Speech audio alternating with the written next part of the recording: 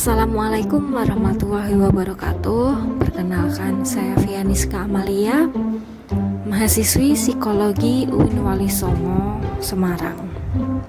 Pada kesempatan kali ini, saya akan memberi sebuah promosi kesehatan mengenai toxic relationship. Jadi di sini saya akan membahas upaya resiliensi dalam mengatasi toxic relationship.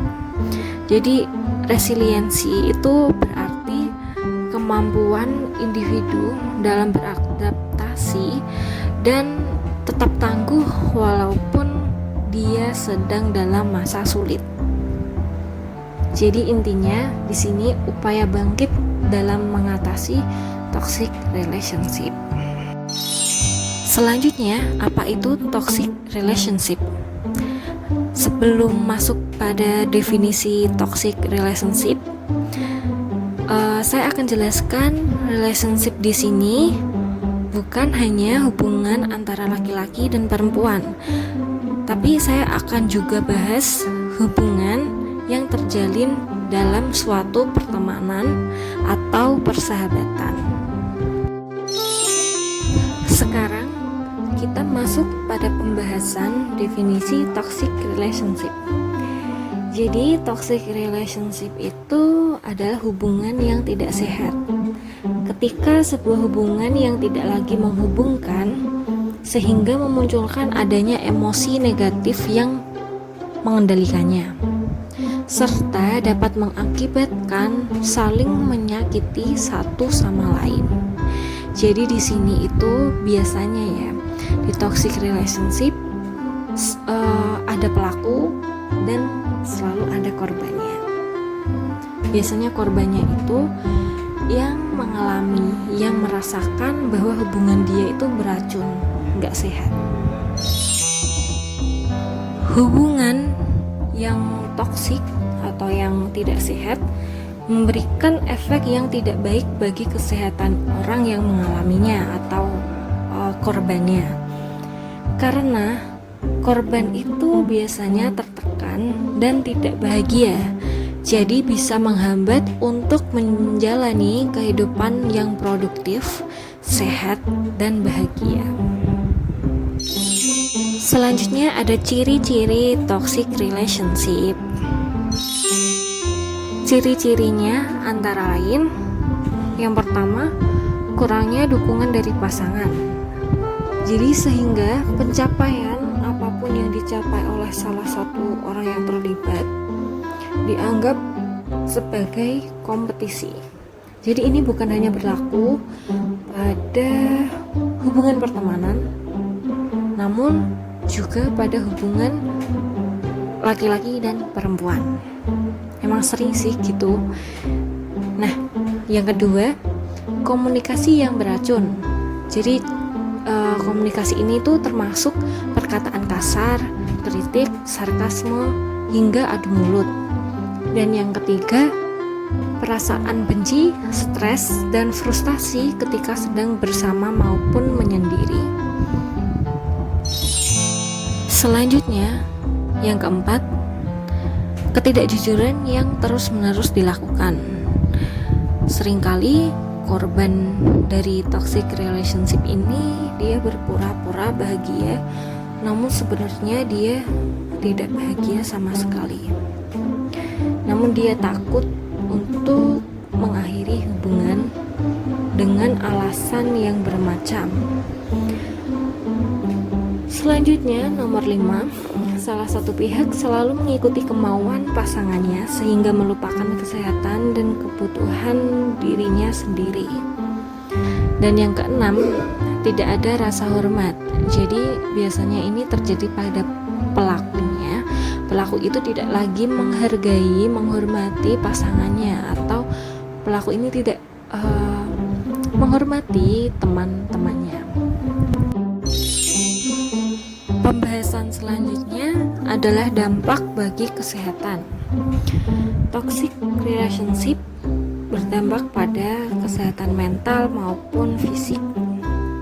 Toxic relationship ini berpengaruh pada orang yang terlibat, terutama orang yang menjadi korbannya. Jika hubungan beracun terus berlanjut, maka bisa menyebabkan mental bermasalah seperti merasa tertekan, stres, frustasi, hingga depresi. Selain itu, ketika pikiran sedang kacau, itu akan muncul gejala fisik seperti kepala pusing, mual, terus perut itu bakalan mulas. Maka dari itu, saran saya, hindarilah hubungan yang tidak sehat, karena memang sangat berpengaruh sih, sangat berdampak pada korban dari toxic relationship ini. Ngomong-ngomong soal bagaimana cara menghindari hubungan yang tidak sehat itu, saya punya sedikit tips atau cara terhindar dari toxic relationship. Yang pertama, buatlah pertimbangan sebelum menjalin hubungan. Jadi, Anda itu harus berpikir baik-baik mengenai konsekuensi yang akan terjadi jika Anda berani memulai hubungan dengan seseorang atau dengan sekelompok orang. Yang kedua, carilah pasangan dan teman yang membuatmu mengekspresikan semua hal. Bisa hal yang kamu suka atau hal yang kamu tekuni lah. Jadi kalian tuh gak ada rasa takut atau ragu-ragu dalam mengekspresikan semua hal itu di depan teman-teman kalian atau pasangan kalian. Nah, yang ketiga itu tumbuhkan rasa saling menghormati, positive peer pressure, dan jalin komunikasi yang baik dengan pasangan atau dengan teman-teman kalian. Selanjutnya, ada cara mengakhiri hubungan yang tidak sehat atau toxic relationship. Jika Anda sudah berada dalam toxic relationship, maka sebisa mungkin untuk mengakhiri hubungan ya, karena emang sangat berdampak buruk pada korbannya. Jadi yang pertama, cara pertama itu, cobalah untuk mengurangi interaksi bersama si dia atau mereka yang dia atau mereka ini yang membuat kalian itu tidak nyaman. Nah, yang kedua, lakukan hal-hal yang positif seperti olahraga, berkebun, atau menekuni hobi kalian masing-masing. Dan yang ketiga, mulailah terbuka kepada orang-orang terdekat, semisal orang tua atau saudara atau sahabat yang menurut Anda bisa nyaman berada di dekat mereka. Jujur, saya akui bahwa keluar atau mengakhiri hubungan yang tidak sehat ini sangat susah, apalagi jika hubungan pacaran.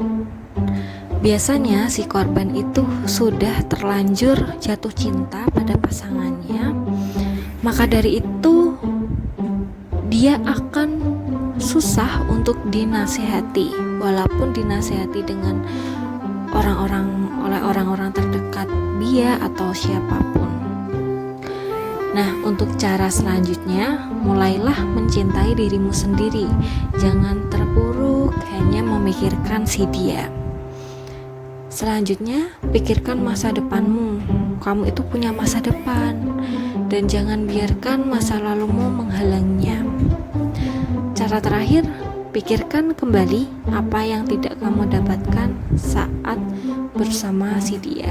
Cara ini tuh minimalisir rasa menyesal kamu atau rasa bersalah kamu ketika kamu sudah meninggalkan, sudah mengakhiri, sudah keluar dari hubungan yang toksik ini. Baik, sekian dari saya.